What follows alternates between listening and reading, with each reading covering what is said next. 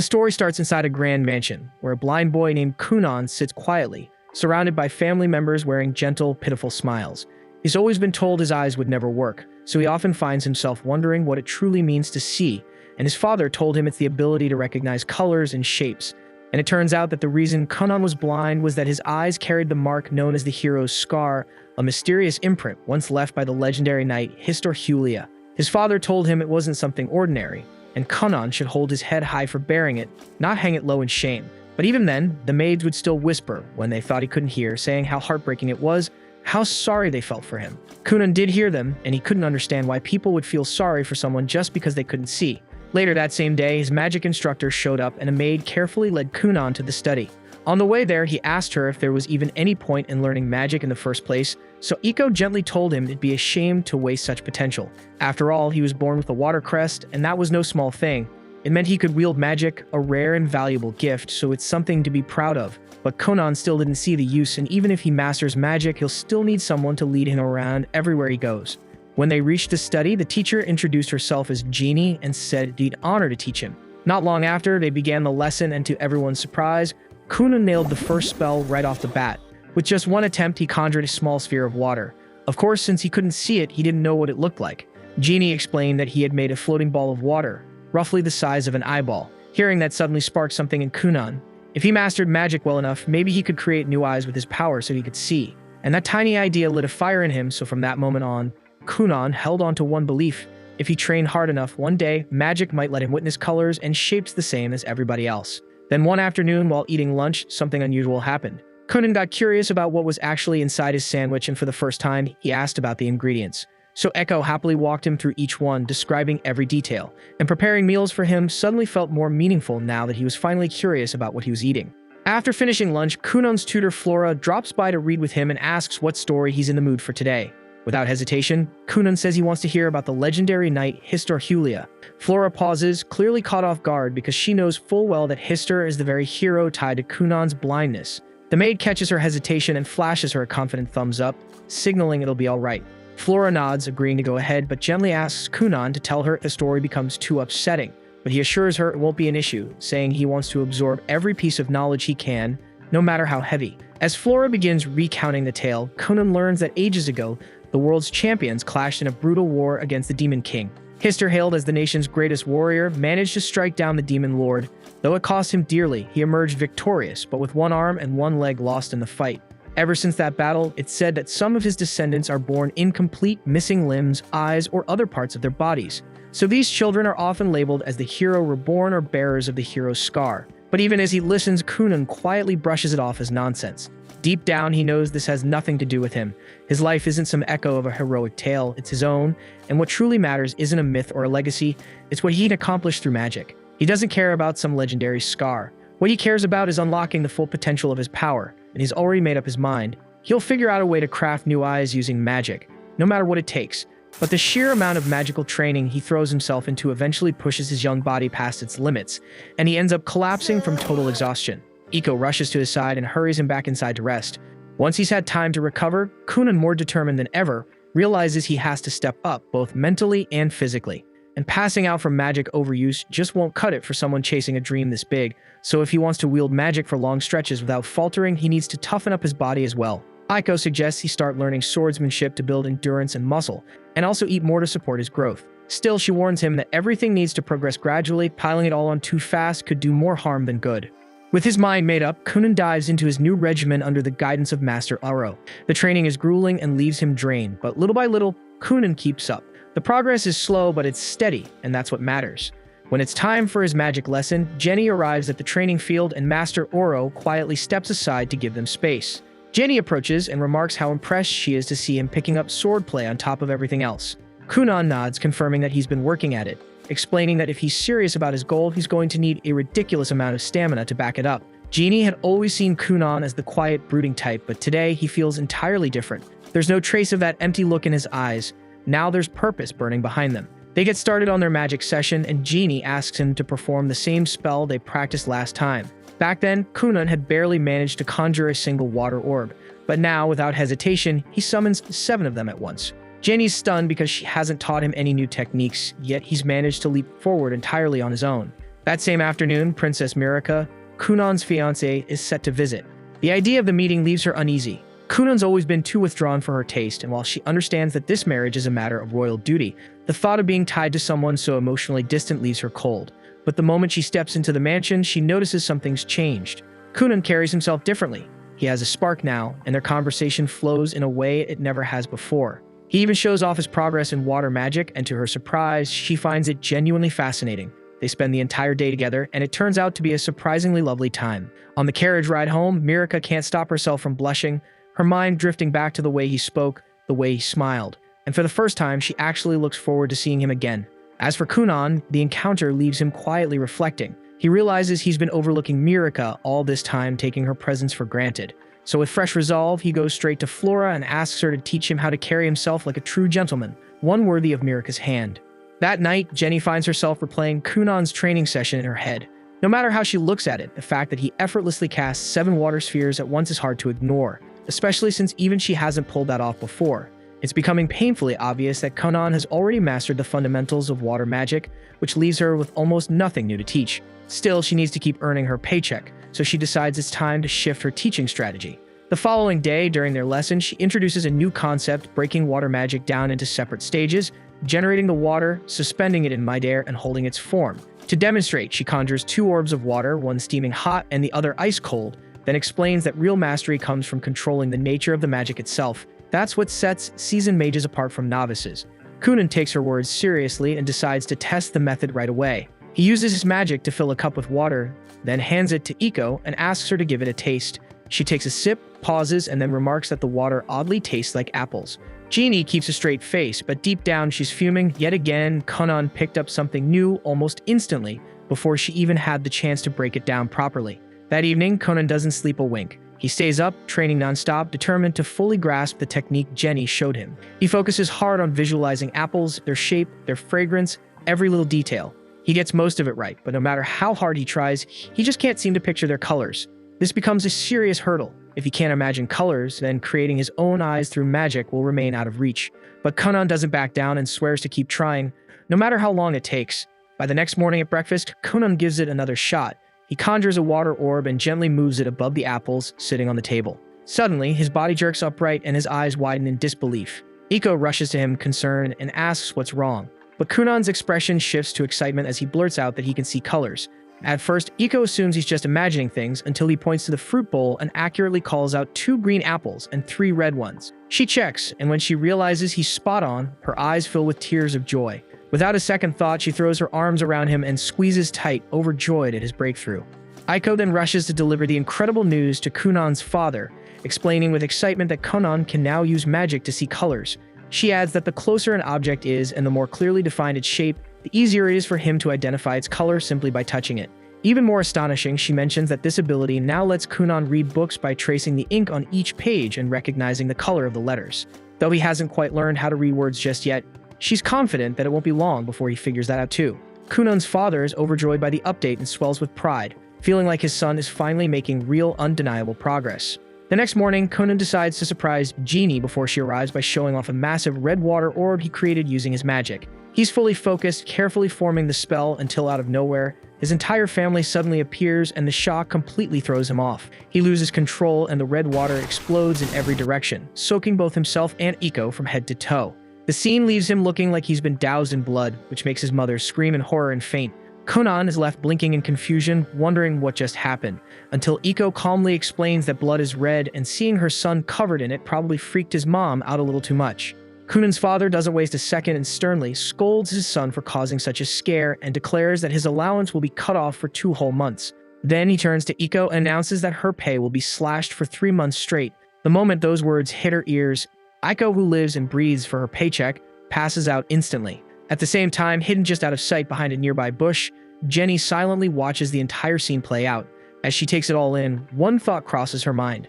Kunon is far more gifted than she originally imagined, and at the pace he's growing, she can't help but believe he might one day earn the world's highest magical title, the legendary Cerulean Sorcerer.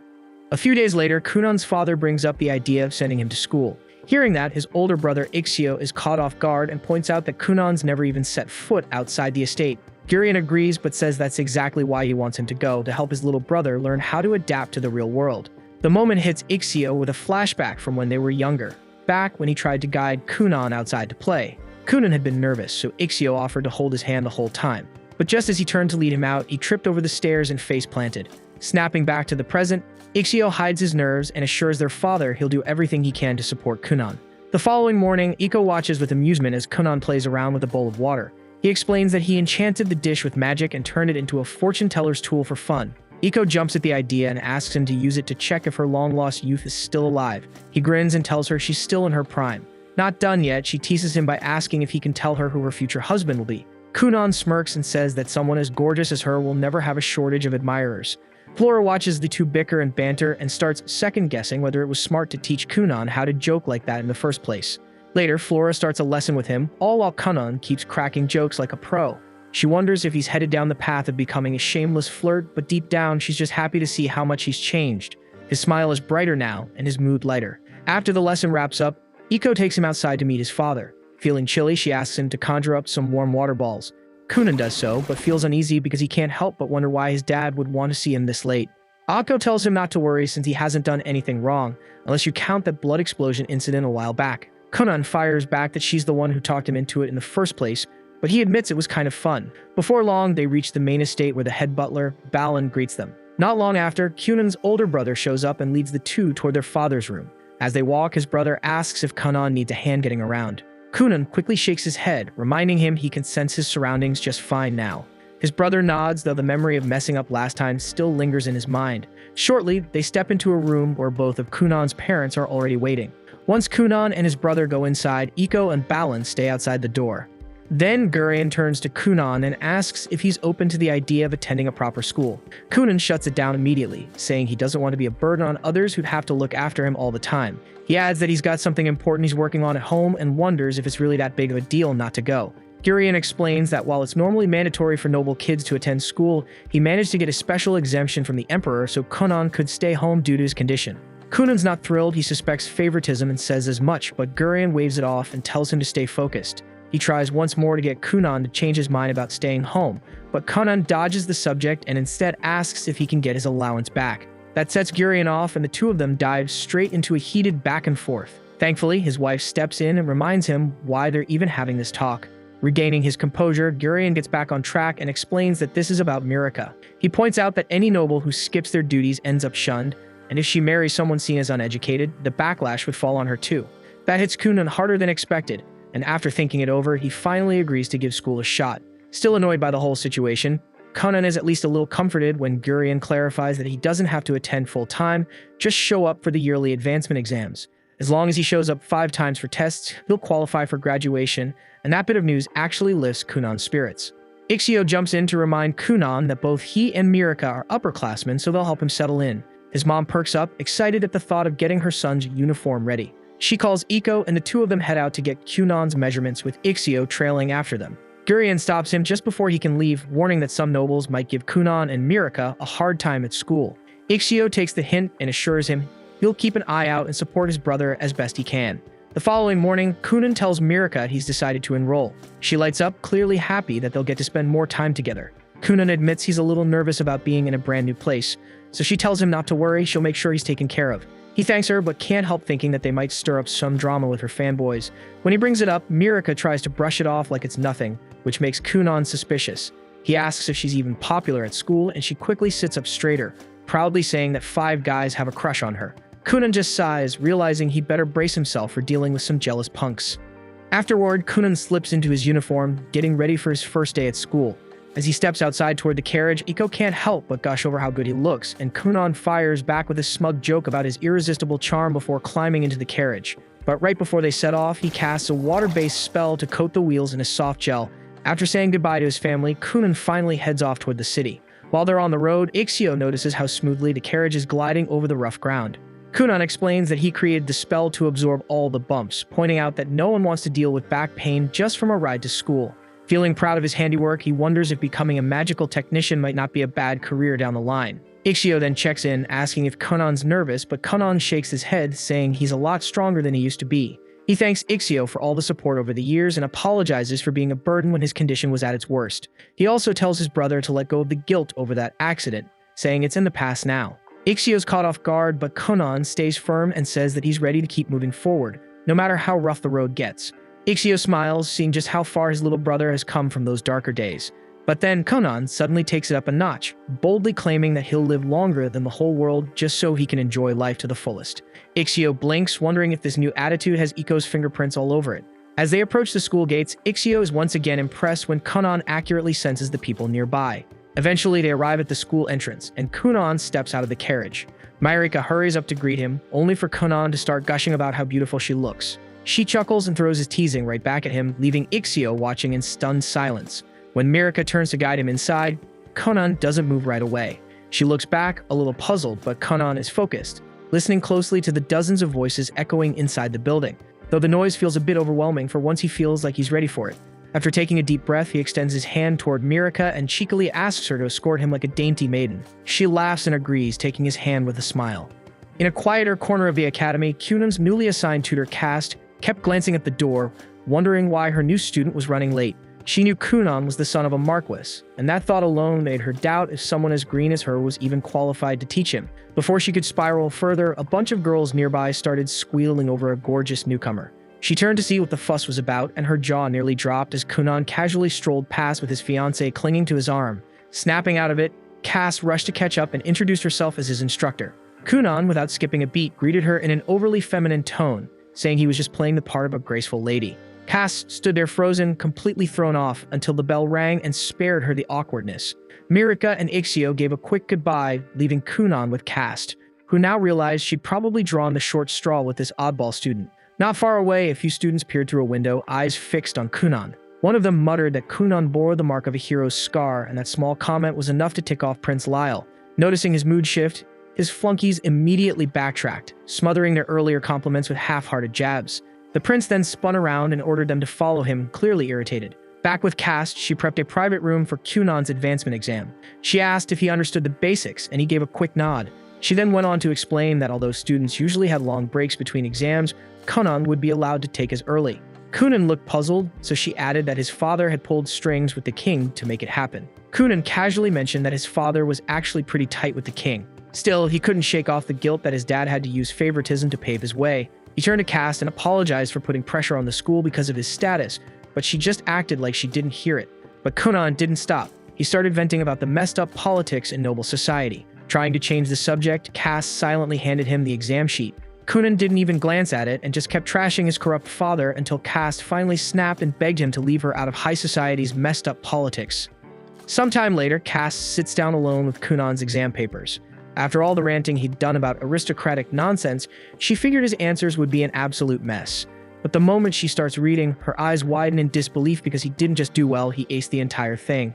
Meanwhile, Cunon strolls over to the cafeteria to grab lunch with Mirika. But just as they arrive, Prince Lyle and his entourage block their path. Lyle calls out to his sister, and Mirika immediately starts fidgeting with her clothes, clearly nervous.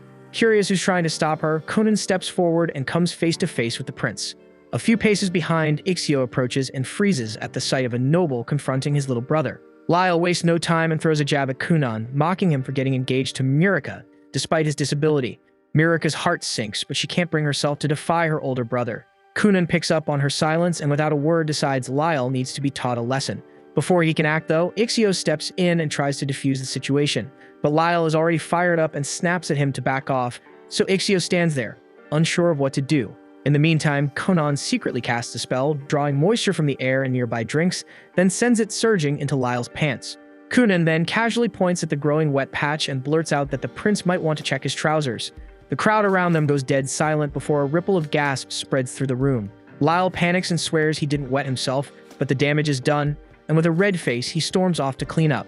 Ixio, already suspicious, turns to Cunon and asks if that little trick was his doing. Cunon just shrugs and feigns innocence, pretending he's just as clueless as everyone else. With the drama behind them, the three of them finally sit down for lunch. While munching on his food, Cunon asks who that jerk was, and Mirika quietly tells him that Lyle is her older brother. Cunon feels bad for her, wondering why someone like that would treat his own sister so badly. He looks over at Ixio and thanks him for always being a good brother. Ixio forces a smile, but inside he's freaking out because Cunon just publicly humiliated a member of the royal family. Mirika tries to brush it off and tells him not to stress, but Ixio knows deep down that trouble's coming. And somewhere nearby, Lyle storms through the hallway, seething over what just happened. And while Kunan and his group were eating, the conversation quickly shifted to what happened earlier. Everyone's still puzzled over why Lyle confronted them so directly, not even bothering to hide how aggressively he was acting. Mirika chimes in first, guessing that Lyle's outburst was his way of trying to assert dominance over her. She reminds them that Lyle is the 6th prince, while she's only the 9th princess, meaning by default, she ranks beneath him in the royal line. But now that she's engaged to Kunan, things aren't that simple anymore. Kunan carries the legendary hero's scar and has already proven himself as a skilled sorcerer, so her position in the eyes of the nobility has shot up fast. And now that Kunan has officially stepped into high society, it's fair to say that both he and Mirika now outrank Lyle socially. Kunan scratches his head, admitting that all this royal hierarchy talk is way too confusing for him to wrap his head around. Mirika laughs and tells him that none of it really matters. What's important is that she's happy to be with him. That makes Kunan smile, and he says he's glad to hear it. Still, he suggests maybe he should go apologize to Lyle just to avoid unnecessary drama later. But the second he says it, both Mirika and Ixio jump in to shut him down, telling him absolutely not to even consider doing something that's stupid. Time flies by, and soon the day of Kunan's final exam rolls around. Before heading out, he fits in a quick training session with Jenny. During the practice, he summons a floating ball of water and then cleanly morphs it into a solid orb of ice shaped exactly like an apple. Jeannie raises her eyebrows, clearly impressed, and remarks on how much he's improved in such a short amount of time. That afternoon, Kunan arrives at the academy, mentally prepping himself for the final test. As he takes in the atmosphere, he can't help but feel a little fired up because this place really looks and feels like a proper school now. Professor Cass walks up to him and wishes him luck, though she adds with a grin that he probably won't even need it, considering how sharp his skills are now. Soon after, a group of students gathers and asks Mirika to introduce her fiancé. Taking the hint, Kunan politely steps forward and introduces himself as both Mirika's fiancé and Ixio's younger brother. With a warm smile and respectful tone, he greets the group, saying it's a pleasure to meet them. His words and manners leave a strong impression, and in no time, everyone around him starts to think Kunan might just be the definition of a true gentleman. Meanwhile, Lyle stands off to the side, gazing silently out the window, already plotting his next move. His scheming is cut short when a few students call out to him, telling him to hurry because the final exam's about to start. Lyle scoffs, replying with a smug tone that he'll show up whenever he damn well feels like it. The others, clearly nervous, remind him that the exam is being held all at once, so if he doesn't come now, he's out. He turns to look at their faces and immediately feels his temper spike. Just by the way they're looking at him, he knows they've been talking crap behind his back, too spineless to say it to his face.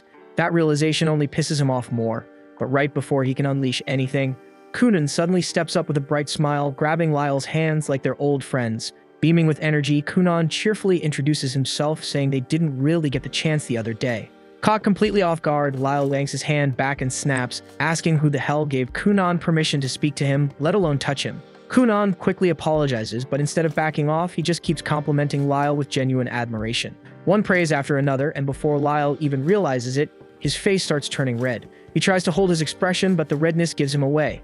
The other students can't help but crack up, completely shocked to see Lyle flustered like that, as it's a side of him no one expected to see. Moments later, everyone settles into their seats and the final exam begins. Time passes quickly, and when it's over, Professor Cass steps in front of the class to announce the results. Instead of writing names or numbers, she simply draws a flower on the board, her way of saying everyone passed. The classroom bursts into cheers as students congratulate each other, relieved and overjoyed to have cleared the exam. With everything wrapped up, Kunan hops into his carriage and waves goodbye, telling the others he hopes they'll meet again someday. As soon as he returns to the mansion, he jumps straight back into training with Jenny. She tells him to make a ball of water and split it into 10 equal parts. Kunan does it effortlessly and adds that he's been working on something new. With a grin, he transforms one of the water balls into a small bird, and it flaps its wings and takes off into the air. Jenny watches, stunned and speechless.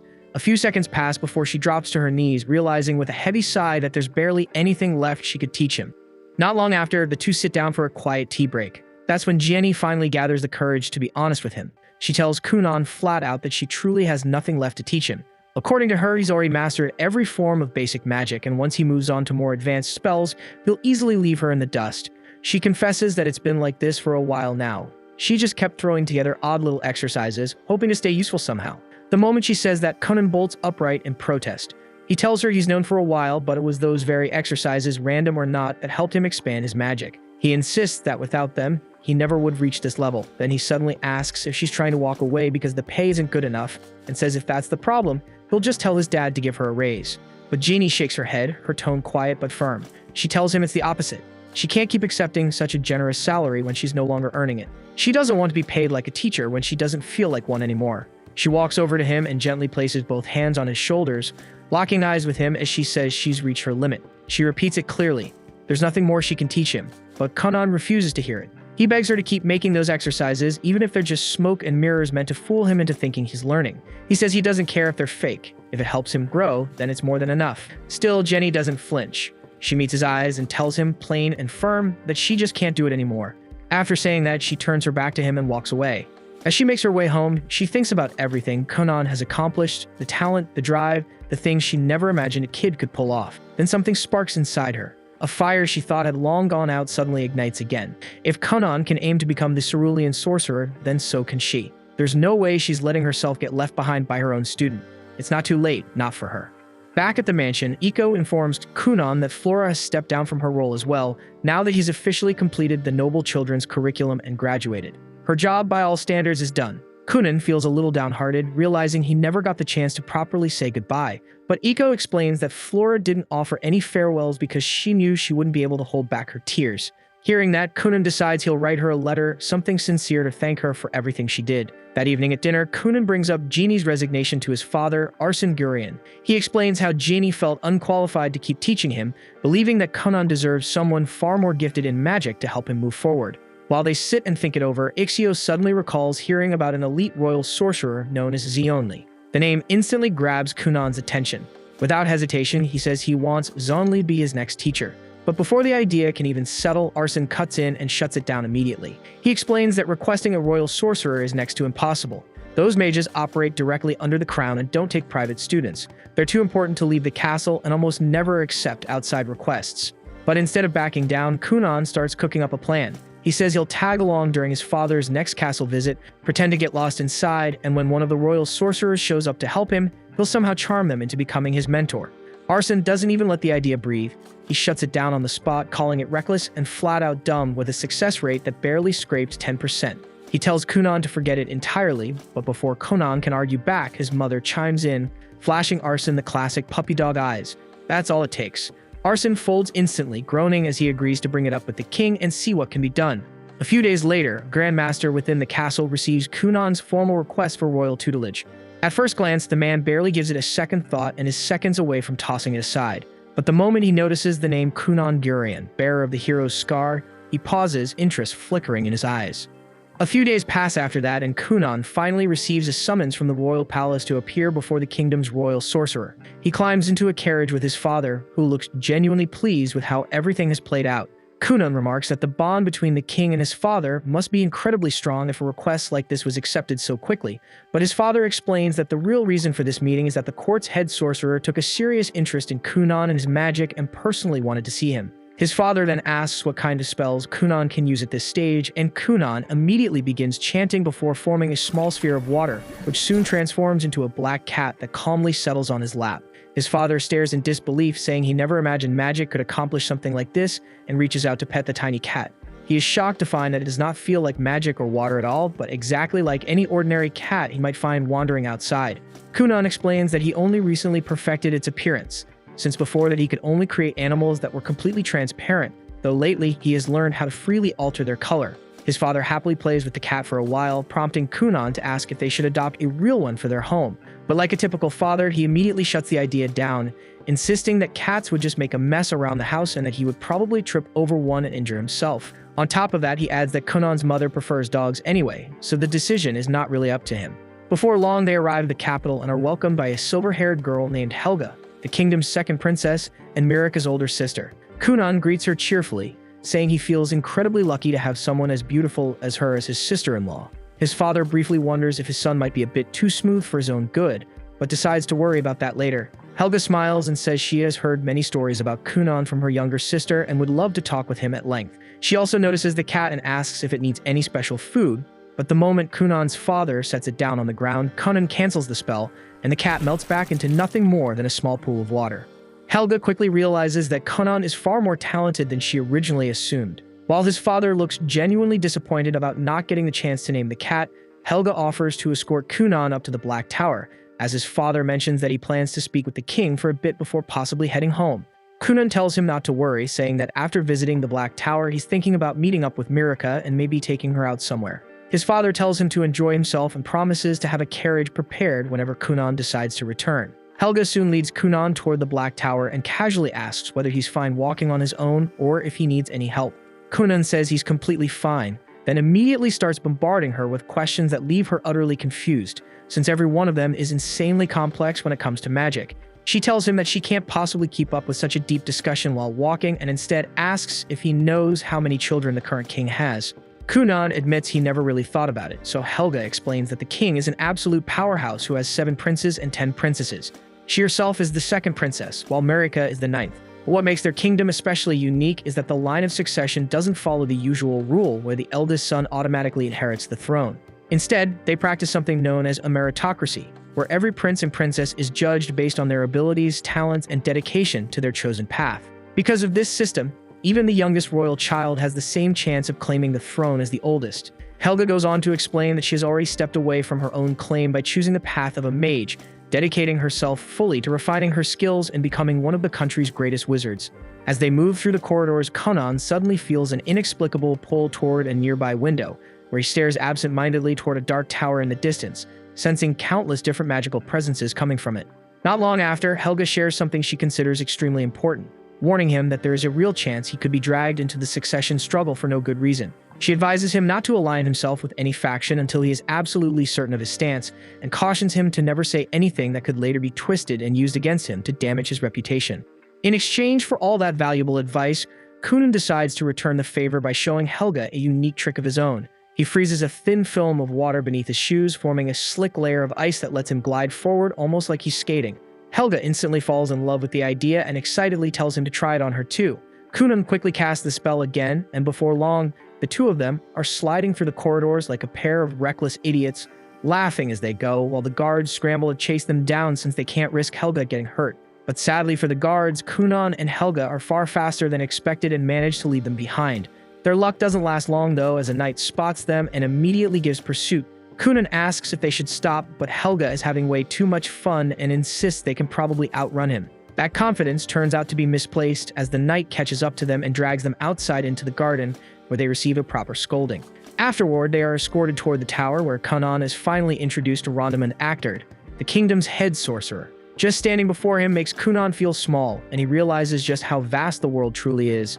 He had thought Helga's magic was impressive, but compared to Rondamund, it feels like she's on an entirely different scale altogether. Rondamund immediately asks if Kunan was born with a water crest, and Kunan confirms it, though he admits he doesn't really understand much about crests in general. Rondamund explains that there are 7 types of crests a mage can possess, each tied to a magical affinity such as fire, water, earth, wind, light, darkness, and foul. On top of that, each crest is ranked from 1 to 5 stars, making Kunan's 2-star crest a fairly common case. Helga adds that she herself is also a 2-star wind mage. Kunan quickly gets it, joking that he can feel the difference immediately, saying that he and Helga are like American processed cheese, while Rondamund is more like an artisanal wheel of aged Parmesan. Rondamund agrees that the comparison works well enough and then reveals that his own crest is actually 4-star. Right after that, he leads them down to the training grounds below and tells Kunan that he plans to test him a little to assess his magical ability. Kunan feels a bit nervous, wondering if passing this test might mean gaining a royal mage as a tutor, but he doesn't get much time to dwell on it, as Rondamund immediately calls over an older student who also serves as a royal mage and instructs him to display his water magic. The mage chants his spell, and in an instant countless droplets of water bloom into the air, forming an intricate, shimmering pattern. Rondamund turns to Kunan and calmly tells him to overpower the boy's magic with his own. Kunan immediately recalls what Genie once explained to him, that his talent isn't limited to creating water, but also extends to manipulating any water already present around him. Up until now, that has never been an issue, but he has never once tried to seize control of water created by another mage. He realizes that Rondamund has casually thrown him into a situation neither he nor Jenny ever considered, forcing him to adapt on the spot. With no time to hesitate, Kunan decides to try anyway and pushes his will toward the silver-haired mage's water. At first, it feels like it might work, but he quickly hits a wall as the droplets begin to resist, firmly held in place by the other mage's magic. Rondamund watches closely, clearly intrigued by what might happen next. Kunan refuses to give up, pouring all his strength and stamina into the attempt to force control. To everyone's shock, Kunan manages to tear 2 of the water spheres away from the seasoned mage before the spell is finally shut down. Kunan collapses to his knees, gasping for breath, while the silver-haired mage honestly admits that he never imagined a mere boy could wrest control of even 2 water spheres from him. He turns to Rondimond and declares that he would gladly take Kunan on as his student, only for the other mages to immediately speak up as well, all expressing their desire to have Kunan as their pupil.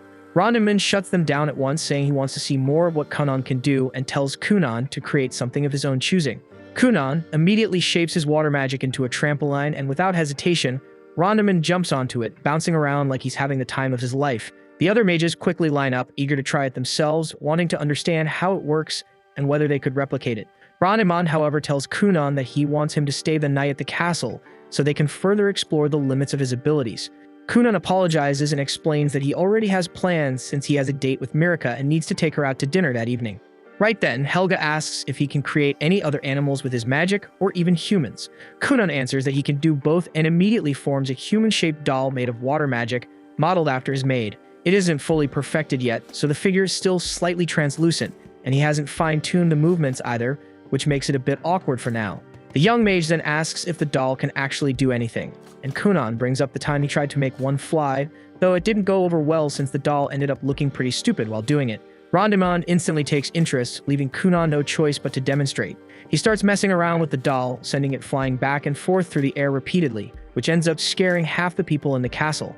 This earns him yet another scolding, followed by a round of apologies from everyone involved. Before long, the sun begins to set, and Rondimond tells Kunan that he has officially passed the tests and that he will personally assign him a sorcerer to help refine his control over magic. Kunan is thrilled by the news and rushes to tell his father, who is far less pleased after hearing that his son has already caused trouble twice in just a few hours.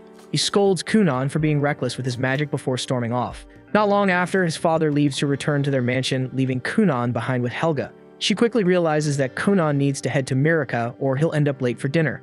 Helga suggests that they use magic to get there faster, otherwise they won't make it in time, so they decide to try a little experiment. Kunan creates a large bubble of water, and Helga uses her wind magic to push it forward, sending them soaring through the sky like they're riding a magic carpet, reaching the area near Mirika's chambers in no time at all. Unluckily, Helga forgets to slowly ease off her magic and cuts it completely, causing them to plummet straight down. They end up getting caught by the Knight Dario for the 3rd time that day, who is visibly fed up and delivers yet another long lecture, while Mirika waits nearby in her dress, still expecting her Prince Charming to arrive.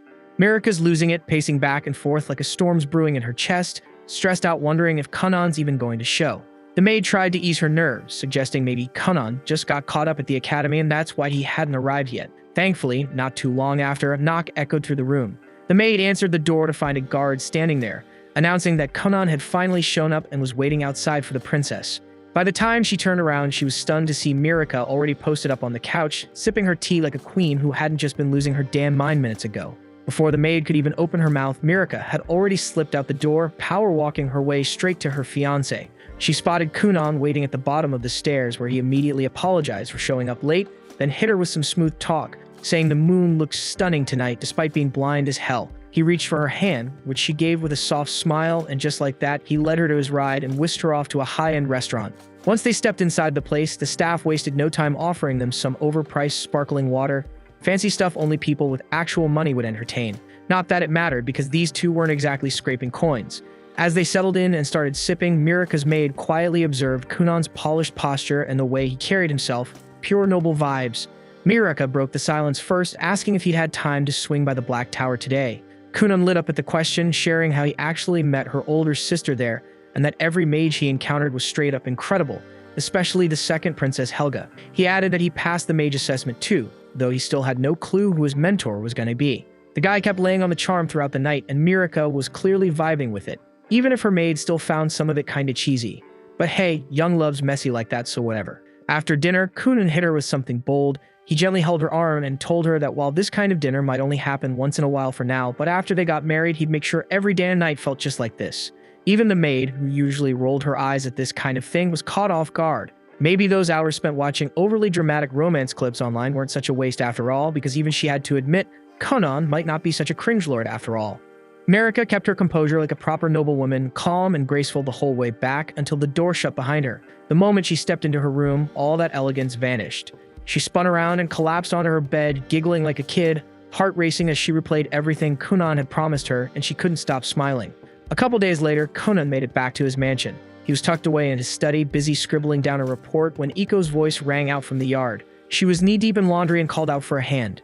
And right away, Kunan raised his hand and whipped up a bubbly storm of enchanted water that blitzed through the grime in seconds.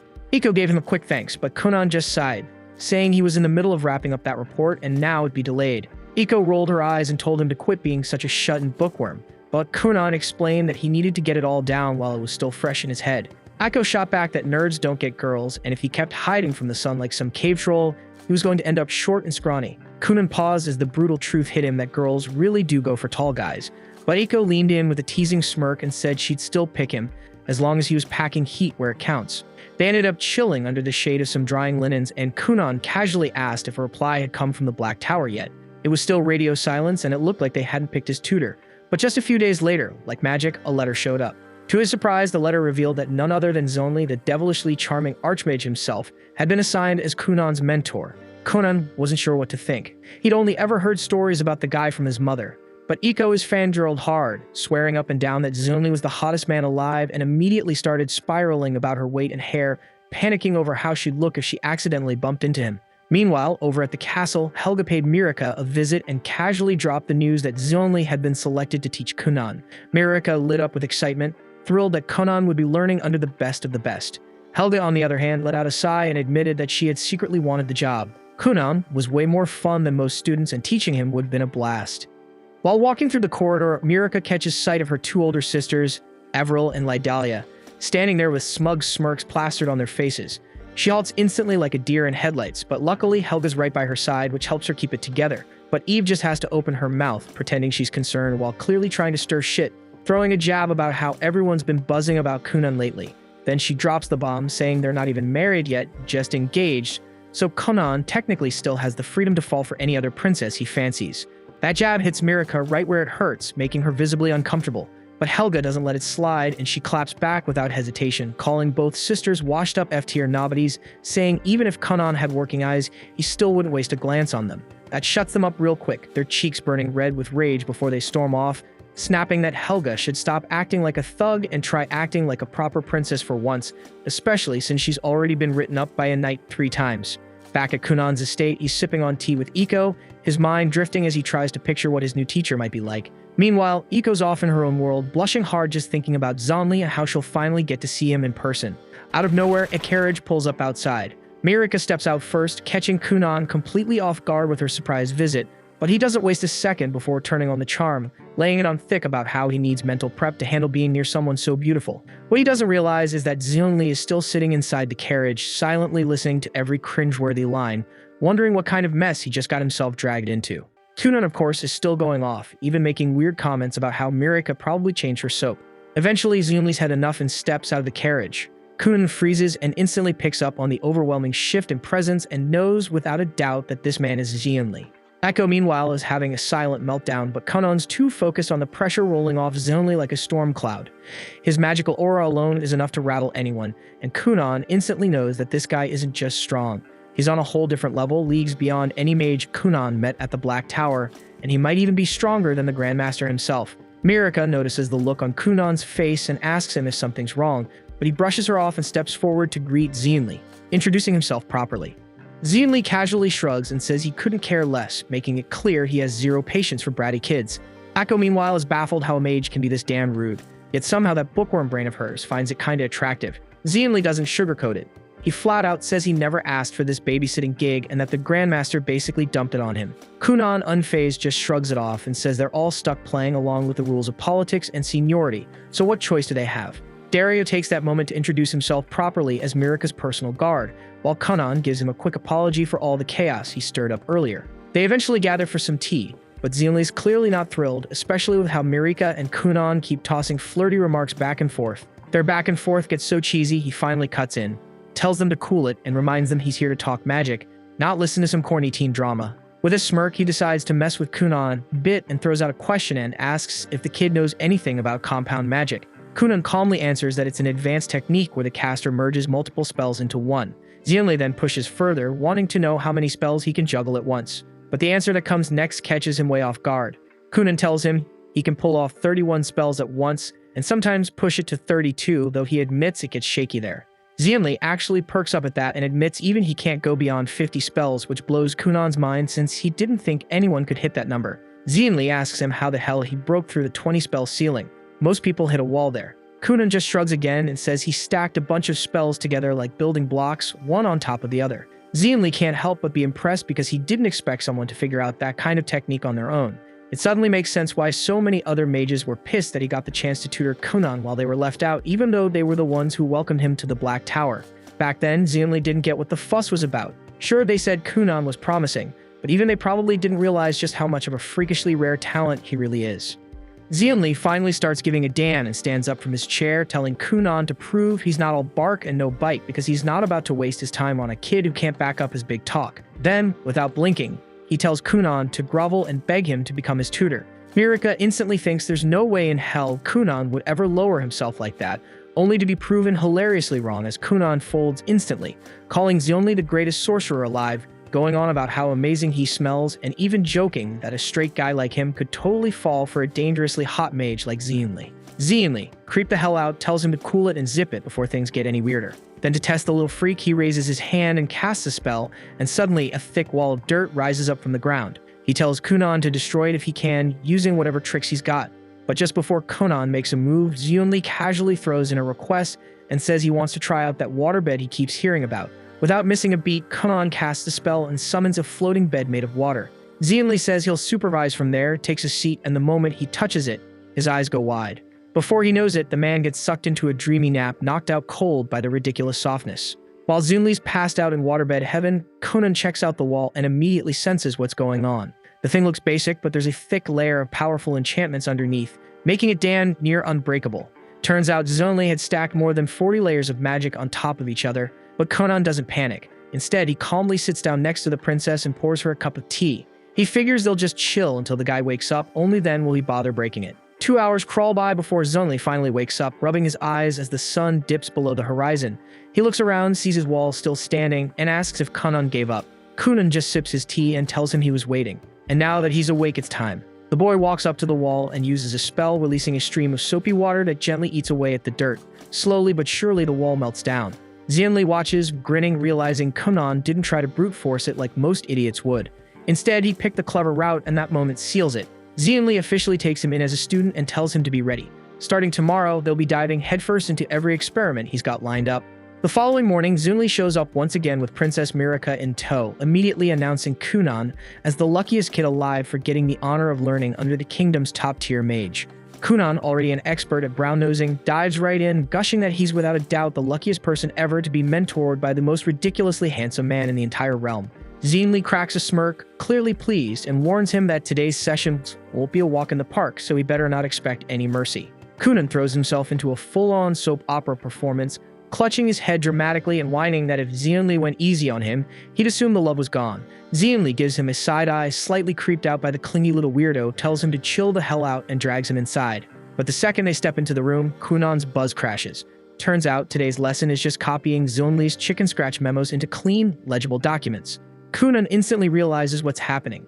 Xianli's just dumping his paperwork on him out of sheer laziness. Kunan was all hyped to dive into cool new spells, and now he's stuck playing secretary. Still, he knows there's no getting out of it, so he sucks it up and agrees. Xianli then waves the rest of the gang off, claiming the papers are top-secret national intel that only he's allowed to see. Kunan turns to Mirika, apologizes for the delay, and promises to be back with her as soon as he's done. Mirika gives him a smile and heads out with the others. Once they're gone, Xianli casually tells Kunan to recreate that waterbed he whipped up yesterday. Kunan casts the spell with ease, forming a soft, warm water mattress. Without a word, Xianli flops onto it and knocks out instantly, snoring like he's clocked out from life, and Kunan sighs and gets to work. Meanwhile, outside in the gazebo, Mirika pulls Iko aside and quietly confides that she's been secretly training with a sword the past few days, but swears her to keep Kunan in the dark.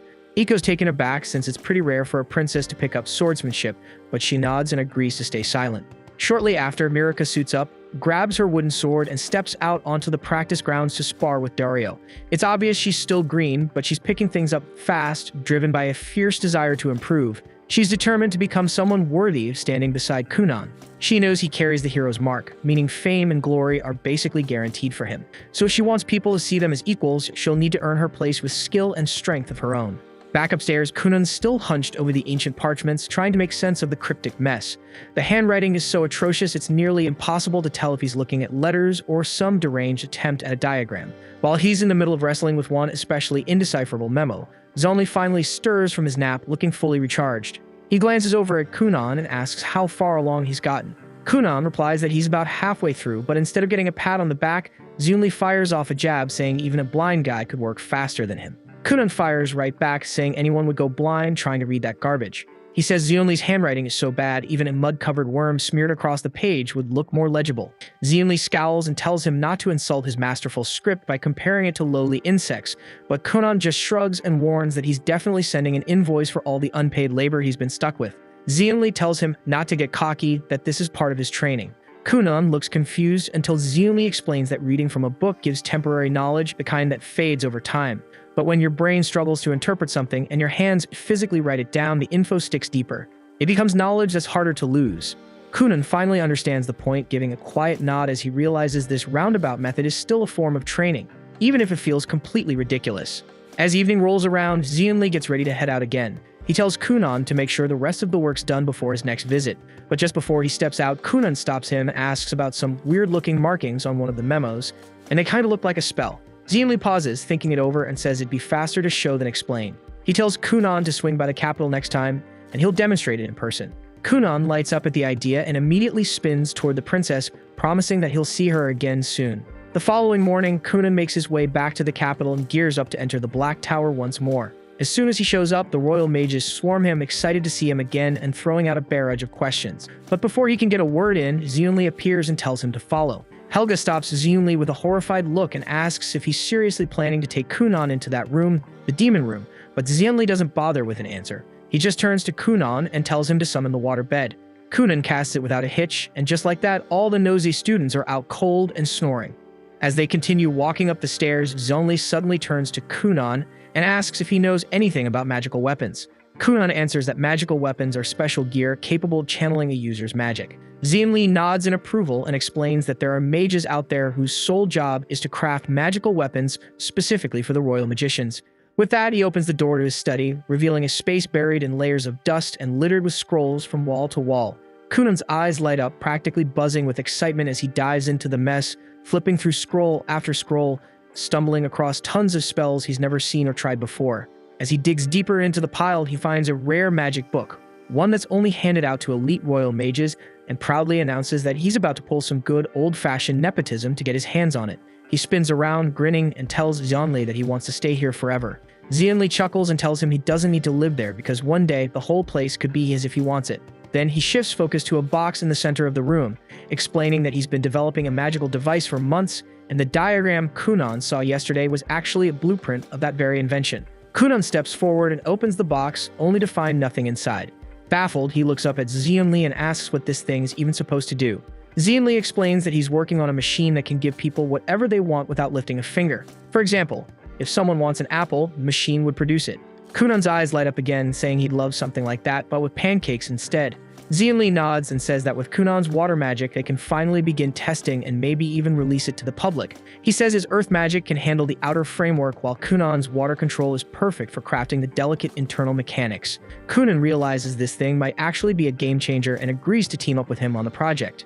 Not long after, they head downstairs for lunch, where the headmaster of the mages starts chatting with Kunan about a legendary school of wizardry and witchcraft, a place where mages from every corner of the world gather to study. Kunan's never even heard of it, and the idea gets him hyped, but Zonli tells him not to get ahead of himself. Only mages who are at least 12 years old are eligible to apply, since Kunan's only 10 right now, there's nothing he can do yet. 2 years fly by since that moment, and the day finally comes for Zonli to put Kunan to the test. They stand before Mirika and the others, and Kunan braces himself, ready to respond to whatever Zonli's about to launch at him with his water magic. Zonli gives a knowing smile and fires off a flurry of earth spikes, hurtling straight at Kunan. Without missing a beat, Kunan combines multiple spells, forming droplets of water that absorb the impact and bounce the energy back in the form of a crashing wave that breaks right at Zonli's feet. Zonli grins and declares that Kunan has passed. And Kunan, now glowing with pride, is absolutely thrilled with joy at hearing the words he's worked so hard for. After that, they head back inside the house, where Aiko brings out a magic pot that instantly produces a freshly baked pie using nothing but magic. Mirika takes a bite and says it tastes like it just came straight out of the oven. Even Kunan admits that their invention has clearly been a massive success in the market, though he can't help complaining that he hasn't seen a single coin from it, with all the profits mysteriously ending up in Zeonli's pockets. Later on, inside the study, Mirika looks around and points out that Kunan and Zeonli have already worked together on more than 5 successful magical devices. Kunan adds that another one is currently in progress, and that they've also published 5 new magic theories in their latest magic manual. Zeonli turns to him and tells him not to worry about the unfinished device anymore, reminding him that he'll be turning 12 this spring and should start preparing for magic school. At first, Kunan flat out refuses to leave, insisting that Zeonli is the only teacher he needs. But Zeonli explains that as an earth magic user, there's a limit to what he can teach him about water magic. On top of that, the world is vast, and the magic school is filled with incredibly powerful water mages. Kunan still hesitates, but Mirika gives him the final push, telling him to go out and become a great sorcerer. She promises that by the time they meet again, she'll have worked on herself too and become a woman worthy of standing beside him. Later that night, after saying his final goodbyes to Zeonli, Kunan returns to his study and reflects on the past few years. He realizes that he's grown so used to sensing the world without using his eyes that he completely forgot his greatest dream, to create a pair of functioning eyes for himself. He understands that the only way to make that dream a reality is to grow stronger as a mage, and that can only happen if he's trained by a true water magic specialist. Several days pass as Kunan becomes consumed by the obsession of creating real eyes. He experiments nonstop, failing over and over again. Then one quiet morning, it finally clicks. He realizes he's been overthinking everything, chasing overly complex solutions when the answer was actually simple. All he needs is a mirror, something that can reflect the world and transmit that image directly to his brain so he can comprehend what he's seeing. With that idea locked in, he immediately gets to work, and before long he opens his eyes for the very first time in his life and takes in the scene before him. Tears begin to fall, another first, then he slowly walks around the room, staring at the books, then moves toward the window to see his own reflection. And that's when he notices a massive insect monster standing silently at his back. To his shock, the crab just stands there like a statue. And after a short while, Kunan starts to realize that this thing isn't really dangerous at all. Shrugging it off, he turns back to his invention and uses magic to summon a mirror right in front of him. Ever since he chose the path of magic, he'd made a personal vow. Once he finished crafting himself a new pair of eyes, the first thing he'd do was take a good, long look at the one person he couldn't stand himself. He remembers how his parents and the servants constantly went out of their way just to make sure he didn't end up hurt. As the mirror takes form, he finally opens his eyes and stares hard at his reflection. He notes that he's not very tall, and he doesn't even have the start of a beard, but then again, he's still just a kid. He turns back to the crab and tries to strike up a conversation, but the crab stays dead silent, still staring forward, completely motionless like before. Kunan calls out for Iko, and she shows up instantly without wasting a second. She doesn't even spare the crab a glance and jumps straight at asking Kunan if he needed anything. Then she spots a strange floating orb of magic next to him, and more importantly, sees that his eyes are open. Her eyes light up as she excitedly asks if he actually pulled it off and gave himself working eyes. Kunan grins and nods, and Iko immediately launches herself at him, cheering and hugging him hard. But in the process, she knocks the magical orb into the air, which spins wildly and leaves Kunan dizzy as hell. Laughing, she insists they tell his dad right away and says she's making a huge dinner tonight to celebrate him. Kunan looks back at the crab again, still staring with that same blank face, and briefly considers asking Iko to toss it in the pot and serve it up for dinner. He turns back toward her, then suddenly notices something strange. She seems to have a horn sticking out of her head. He squints and asks if she's seriously got a horn on her head. Iko laughs and tells him that the horn only pops up when she's pissed off, but disappears when she's feeling good. Kunan doesn't really know how to take that, but for some reason, he can't picture Iko in his head with a horn at all. Then it hits him. If he's serious about leveling up his cold approach game and becoming a real natural charmer, he's got to start practicing now. So without missing a beat, he starts flirting, telling her the horn gives her a surprisingly fierce look. Iko stares at him, totally unsure how to respond to that, so they both just head outside like nothing happened. This is the first time Kunan can truly see the outside world with his own eyes, and he stands out in the open field, staring ahead at a breathtaking view of wide grassy plains, distant mountains, and a castle standing proudly in the center. But strangely enough, what he sees isn't what any normal person would. Instead, all the colors look flipped, like the settings are messed up and never calibrated properly. The sun appears pitch black to him. The bright blue sky looks like a faded purple, and the grass has turned into a pale, lifeless blue. Even Kunan feels uneasy because none of the books ever mention a black sun or a purple sky, and something clearly feels off. Iko walks up behind him, helps him put on a cloak to shield him from the cold, and tells him they should head toward his parents' manor to share the good news. Kunan finally decides to ask the question that's been bothering him for a while and asks if she can see the giant crab standing right behind him. Keo assumes Kunan is just spinning some fantasy nonsense and tells him that if he's making up a story, he should at least make her sound really cool in it. Kunan quickly realizes there's no point arguing with this woman, so they keep walking across the meadow, Crab included, toward his father's manor. He knows the experiment was a huge success since he can see the world now. Still, something keeps scratching at the back of his mind, making him feel like something went wrong during the process and that he shouldn't be seeing some of the things he is. Once inside the manor, he finally sees his brother for real this time, and his mother and brother are both overwhelmed with happiness when they hear that he can finally see. His mother breaks into tears, smiling as she looks at him, while his brother praises him for accomplishing something no one has ever managed to do before. Kunan, however, can't really focus on all this emotional nonsense, because what he sees is wild. His brother has a stunning pair of wings, looking like he just walked out of a pride parade. Meanwhile, his mother's eyes are two completely different colors. Kunan thinks they both look cool as hell and wonders why nobody ever mentioned any of this to him before. He tells his mother she looks like a heroine straight out of a princess play, and admits that even his brother looks ridiculously cool too. He turns to his brother and bluntly asks if their parents are some kind of discount angels. But like everyone else in this family, his brother treats direct questions like a personal attack and shrugs, saying he doesn't really know. Kunan then turns to Iko and asks if people in this world can actually grow wings, only for her to dive into an overcomplicated explanation that answers everything except the question. She tells Kunan that everyone is born with wings and he's just now unlocked his by reaching his full potential. At that moment, Kunan realizes he's completely surrounded by lunatics, while he decides that the crab, the horn, the weird eyes, and the random feathers are all hallucinations, stuff only he can see, which clearly means something's messed up. Suddenly, he hears his father running into the room and wonders what kind of absurdity he'll see this time, and sure enough, his dad looks like he walked straight out of a messy game show punishment. His father joyfully congratulates him on the achievement and says he'll be sending word to the capital right away about Kunan's success. Everyone eventually clears out, leaving just Kunan and his brother behind. Kunan figures this is his shot to get some real answers and casually asks if their dad's always been such a dripping slimeball. His brother instantly tells him to shut it, warning that if their father ever heard such brutally honest words, he'd probably start bawling on the spot. Kunan just sits and smirks, thinking how the combined weirdness of this family could power a broken desk lamp. He decides it's best to save all serious questions for someone with a functioning brain like his teacher. The following day, his prayers are answered. A royal carriage rolls in from the capital, carrying Princess Sir Dario and Zenli himself. Kunan rushes down to greet Mirika and welcomes her to the manor with open arms. Mirika is practically glowing with joy, thrilled that Kunan can finally see again. She praises him for accomplishing something no one else ever has, but Kunan still keeps his eyes shut tight, terrified that his future wife might look like a bug-eyed disaster. Mirika gently tells him to open his eyes, wanting him to see her for who she truly is. Kunan slowly opens his eyes and looks at her properly. He notices her dignified posture, her beautiful blonde hair gleaming in the sunlight like countless strands of gold, and her smile, soft and composed in a way that feels almost unreal. Just when he starts thinking that at least his fiancée doesn't have anything strange going on, he spots a single feather resting right on top of her head. He lets out a tired sigh at this absolute nonsense, but Mirika misunderstands it completely and starts feeling insecure, thinking he didn't like what he saw. Kunan immediately switches on his natural charmer instincts and reassures her, comparing her to a dove's feather drifting freely through the sky.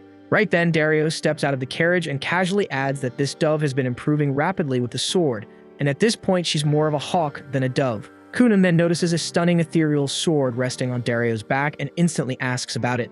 Dario, however, assumes he's talking about his regular weapon and starts rambling about the steel, how it was forged in fire, and how he once saw the process himself. Kunan quickly realizes that the glowing sword isn't real at all, and that his eyes are just messing with him again. Suddenly, he hears Zonli's voice behind him and looks up, only to be blinded by an overwhelming golden light pouring off him, so bright that he can't make out anything through the glare. Kunan shields his eyes and asks if he's really the teacher, saying he can't see a damn thing because of how bright he is.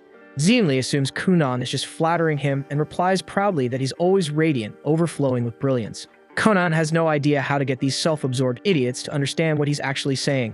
Still covering his eyes, he tells Zonli that he needs to talk to him in private and manages to drag him into a separate room, where he finally explains everything he's been seeing.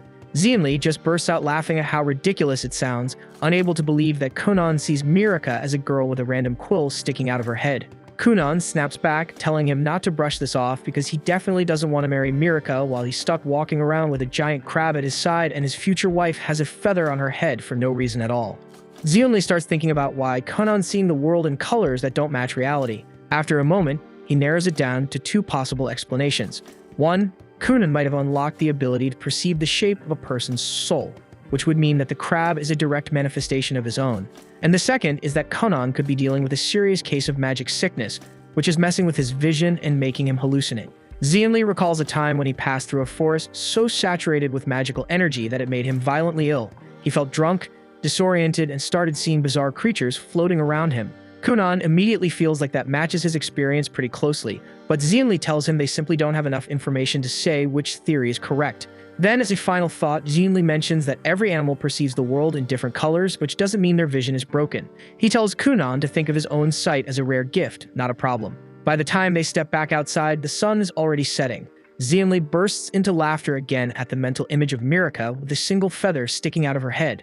That night, they all gather to celebrate Cunan's 12th birthday, which also marks the start of a brand new chapter in his life, because the very following day, he's leaving for the Magical Academy. His father gifts him a finely crafted wooden staff, and his mother gives him a brand new quill set, and his brother hands him a thick book packed with food recommendations, basically the Yelp reviews of their era. Later that night, Mirika finally shares her gift too, a bracelet that comes as a matching set. Conan tells her how much he's going to miss her, and promises to return to her as soon as he can. The two of them hold hands quietly beneath the moonlight, sharing a moment that neither of them will forget. The next morning, his entire family gathers to see him off. His mother is already tearing up while his father tells her to stay strong because if Conan sees her crying, he might break down too and won't be able to leave. To everyone's surprise, none of that happens. Conan doesn't even slow down. He skips the hugs, climbs straight into the carriage, throws up a casual later fam, and tells them he might come back in a couple of years, or maybe not, who knows. And with that, he gets comfy next to Iko and leans back, already imagining all the new faces he'll meet at the academy, and wondering just how powerful the sorcerers there might be. Hunan and Iko keep traveling for 5 straight days, and after that Iko starts getting restless and asks how much longer it will take before they finally reach the academy. Kunan explains that the academy is actually very far from where they are now, so realistically they should expect nearly a full month on the road before arriving there. He already understands that Iko has made up her mind about not attending the academy with him, but he still asks if she is completely certain about that choice. Iko answers that she has been of marriageable age for quite some time, and she wants to find a husband and settle down so she can truly begin her own life. She insists that if she keeps traveling alongside him, she will grow too old to secure any decent proposals. According to her, this is her only window of opportunity, because if she lets it slip away now, it would be the same as abandoning the idea of building a life entirely. Kunan attempts to guilt her a little and asks if she genuinely believes he can manage without her by his side. Eiko fires back that if that is really how he feels, then would he be ready to push Princess Mira aside and choose her as his bride instead? Kunan instantly goes silent, fully aware that he has absolutely no comeback for that, and shifts his gaze out the carriage window where he finally notices his grandfather's estate rising in the distance. They eventually reach the manor, and Kunan tries to recall the last time he visited this place. Iko remembers it perfectly and points out that about 4 years ago, Conan dragged his entire family here. The moment he discovered that his grandfather owned a massive library packed with magical texts, he became obsessed. Back then, he was desperately searching for any possible way to master magic, so he practically forced his family to travel with him. He even went as far as performing an embarrassingly dramatic viral dance routine until they finally gave in and agreed to make the trip. Kunan grins when the door behind him swings open and his grandfather steps out cheerfully with his arms wide, declaring that he missed him terribly. Kunan matches the enthusiasm and runs straight into his embrace, and the two of them begin hugging tightly. Kunan then glances with his magical eye and sees his grandfather with several demonic horns on his head, then mutters with a hint of sarcasm that his grandfather looks like a devil, while his mother is an angel. His grandfather then announces that to celebrate Kunan's acceptance into the Magical Academy, he will purchase absolutely anything he desires as a gift. Akko quickly tries to step in, clearing her throat and saying that before he goes overboard, Kunan's mother asked him to read the letter she sent. But the old man seems to ignore her entirely, and keeps asking Kunan if he wants precious gemstones, even calling out for a Dan jeweler to be summoned right away. Akko cuts him off again, insisting that he read the letter from his daughter first, so he brings it back into his study. He pulls out his reading glasses and almost instantly scowls because his daughter clearly anticipated his spending habits and placed a strict cap on how much he is allowed to spend on Kunan, stating that it must not exceed $5,000. He grumbles in frustration, arguing that $5,000 is practically pocket change in this economy. Kunan calmly points out that he is only 12 years old, and Iko adds that $5,000 equals about 2 months of her salary. The grandfather, however, is still determined to buy something extravagant, whispering to Kunan that it would not hurt if they simply kept it a secret from his mother. But Kunan says the only thing he truly wants right now is a new maid, since Iko will not be staying with him from this point forward. His grandfather promptly introduces the replacement maid Rinko, who turns out to be Iko's younger sister and also has a horn on her head. She greets Kunan politely and explains that she accepted the position because her sister recommended it and the pay is decent enough.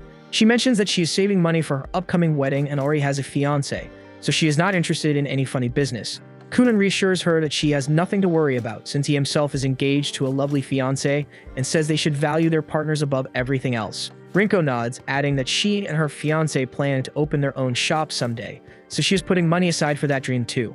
Not long after, the maids begin setting up the dinner table. Rinko admits that she expected a spoiled, arrogant kid because he supposedly bears the hero's scar, but Conan actually seems surprisingly laid back. Iko explains that Conan usually gets so absorbed in his magic that he sometimes forgets to eat entirely, so Rinko should keep some sandwiches ready for him to snack on while he works.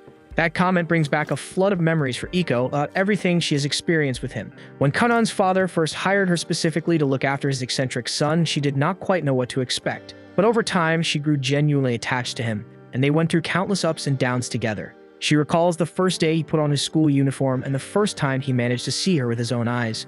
The memories make her chest tighten and she turns to Rinko, telling her that no matter how famous Conan might be, he is still just a kid. That means he tends to trust people too easily, so it will now be Rinko's responsibility to protect him from any kind of danger, no matter what form it takes. Rinko says that Conan has a naturally charming vibe and knows exactly how to flatter a woman, which basically makes him a walking magnet for every girl at the academy. With that kind of smooth talk, there is a real chance he could turn into a full-blown heartbreaker. Aiko cannot even handle the idea and snaps at her sister to cut it out, insisting that Conan is a literal angel and would never stoop to something like that. The following day, Kunan finishes packing his things and prepares to leave when Iko steps into his room to inform him that the carriage is set and waiting. He thanks her sincerely for everything she has done for him up to this point, saying he would never have grown into who he is today without her support. He mentions that it might be several years before they meet again, and Iko tells him not to stress because she will be waiting and will probably be married by then, maybe even holding her own child. They share a tight embrace, and afterward, Conan climbs into the carriage with Rinko. His grandfather desperately asks him to stay and secretly live at the manor instead, but Conan ignores the plea and signals the driver to move, leaving both his grandfather and Iko behind. On the road, Kunan turns to Rinko and asks if she is truly fine leaving her fiancé for so many years, since it could be a long time before they reunite. Rinko assures him that it is not a problem because they already discussed it thoroughly. Since they are saving up for the business they want to start, the money is necessary. Kunan becomes curious and asks what kind of shop they plan to open.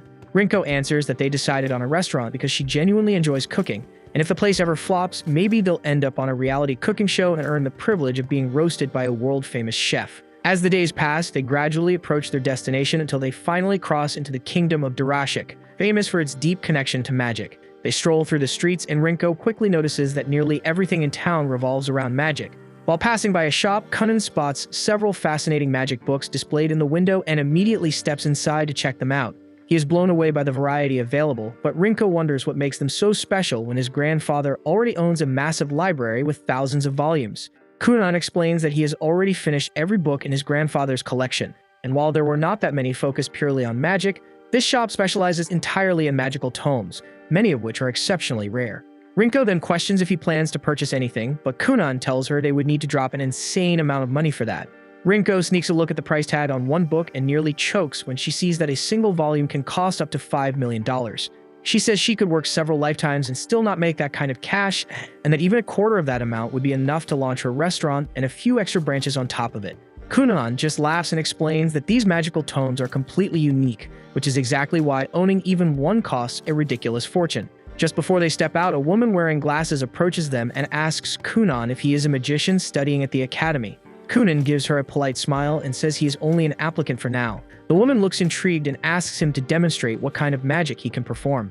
Kunan decides to show off a little and conjures a tiny cat with his magic. The move lands perfectly because she instantly scoops the cat up and starts cuddling it, saying it is one of the most adorable things she has ever seen. Kunan asks if she is a magician too, but she replies that she was not blessed with enough talent for it. Still, she adores magic, so she chose to work in this field anyway. She adds that this year in Durashik will be especially intense because the saint from the Holy Kingdom is enrolling at the academy as well. Then she brings out a book, claiming it is a first edition written by the legendary sorcerer Xianli, and says she is willing to sell it to him at a generous discount, but Kunan politely refuses and walks out with Rinko. She questions why he turned down such a good deal, but Kunan calmly answers that the book was most likely a copy he personally produced back when he was collaborating with Xianli himself. Afterward, they step into another shop that sells every kind of clothing imaginable. Rinko begins trying on different outfits while Kunan runs his hands over the fabrics, carefully feeling the textures. He asks the shopkeeper what creature the fur came from, and the man answers that it was taken from a dark fox. Kunan pauses for a second, then casually creates a dark fox right there in front of him. The shopkeeper nearly jumps out of his skin because the animal feels completely real to the touch, which leaves him utterly baffled. So Kunan explains that he can reproduce anything as long as he understands exactly how it feels. The shopkeeper's mind starts wandering, and he awkwardly asks if Kunan could make a woman for him too. That comment sets Rinko off, and she snaps at the desperate guy to control himself, flat out calling him an insult before storming out of the store. They leave the small town behind and head toward the capital of Durashik. After a couple of days on the road, they finally arrive and are immediately met with the sight of a massive magical academy, far grander than Kunan had ever pictured in his head. Rinko asks how they are supposed to handle living arrangements, and Kunan tells her to relax because they will simply apply for a dorm room where she can stay with him. But once they step inside, their optimism gets crushed when the receptionist informs them that every dorm is already fully occupied and that he should have submitted a request much earlier if he wanted a spot. Unsure what to do next, they walk back out, and Rinko suggests they might as well check into a hotel instead. Kunan shakes his head, pointing out that they are expected to remain here for several years, and living in a hotel for that long would drain their finances fast. He considers finding a place to rent instead. Just then, the receptionist comes after them and hands over a stack of flyers listing local real estate agents who can show properties nearby. Kunan's eyes instantly brighten at the thought of renting an entire house for just the two of them and living independently, similar to how he once did back in his homeland. That same day, they managed to secure a beautiful house located close to the academy. The following day, they return to the academy for the entrance exam, but the receptionist informs Rinko that she is not permitted beyond this point since only students and staff can enter. Rinko even attempts to slip her a bribe, but that tactic gets her nowhere. So she waits outside while the receptionist, whose name is Laubella, escorts Kunan down a hallway and out onto a wide grassy field where 3 other candidates are already standing, ready for their evaluation. This was the end of episode 8. Subscribe to not miss the next episode.